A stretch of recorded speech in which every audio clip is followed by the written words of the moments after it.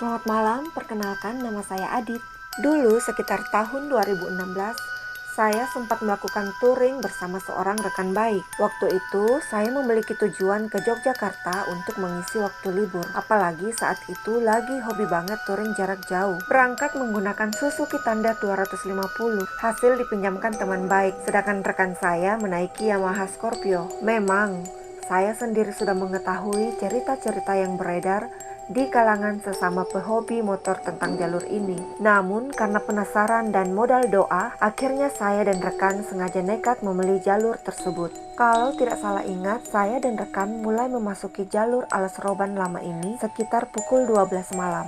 Awalnya masih ada satu atau dua mobil dan motor yang lewat, namun lama-kelamaan semakin berkurang. Lagi asik-asiknya menembus gelapnya malam di jalur tersebut sambil berdoa, tiba-tiba rekan saya menyampingi dan berkata, dia agak ngantuk. Ketika berhenti sebentar, saya mengajak untuk mencari tempat persinggahan kalau saja bertemu warung atau kios di pinggir jalan. Menyanggupi permintaan saya, kami lanjut berjalan sambil mencari warung di pinggir jalan.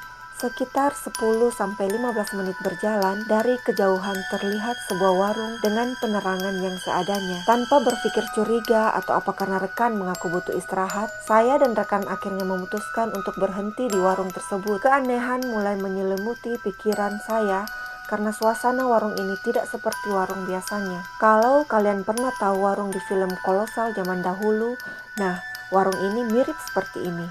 Memasuki warung tersebut, ada seorang perempuan yang memakai kebaya berwarna krem menyambut kami, namun dengan ekspresi dan suara yang datar. Sempat sedikit melihat jam tangan, waktu itu menunjukkan pukul 1.30 waktu Indonesia Barat. Suasananya sekitar warung benar-benar sepi, tanpa ada suara kendaraan yang lewat. Rekan saya memesan kopi demi menghilangkan rasa ngantuknya, sedangkan saya memesan teh hangat. Keanehan lain muncul ketika rekan saya mencoba menyapa Rama si pemilik warung, namun dijawab tanpa melihat ke arah kami, tetap dengan suara yang datar.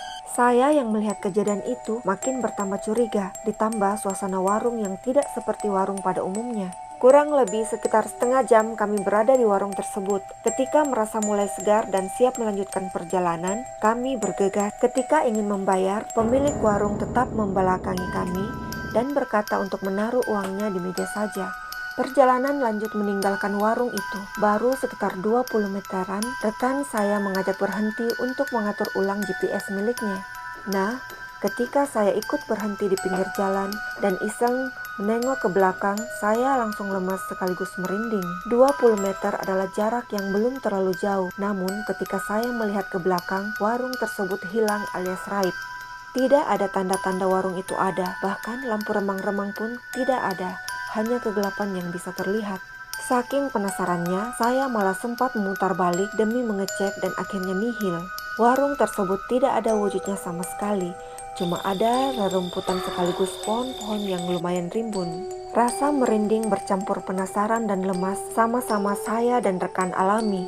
Bahkan, saya sempat bengong dan melihat rekan yang juga terdiam kebingungan. Tidak mau berlama-lama di tempat tersebut, saya dan rekan langsung tancap gas meninggalkan area itu. Pengalaman saya ini menjadi salah satu cerita yang menyeramkan, sekaligus unik dan berharga selama melakukan hobi touring ini. Memang setelah beranjak dari tempat tersebut, ada beberapa gangguan kecil yang saya dan rekan alami. Namun beruntung setelah berdoa dan mengatur nafas, kami berdua tidak mengalami gangguan seperti itu kembali hingga sampai ke Jogja. Kejadian ini menjadi pengingat saya untuk selalu berdoa dan waspada sepanjang perjalanan. Nah, kalau kalian sendiri kira-kira punya pengalaman mistis juga kah selama touring atau mutaran ke daerah tertentu?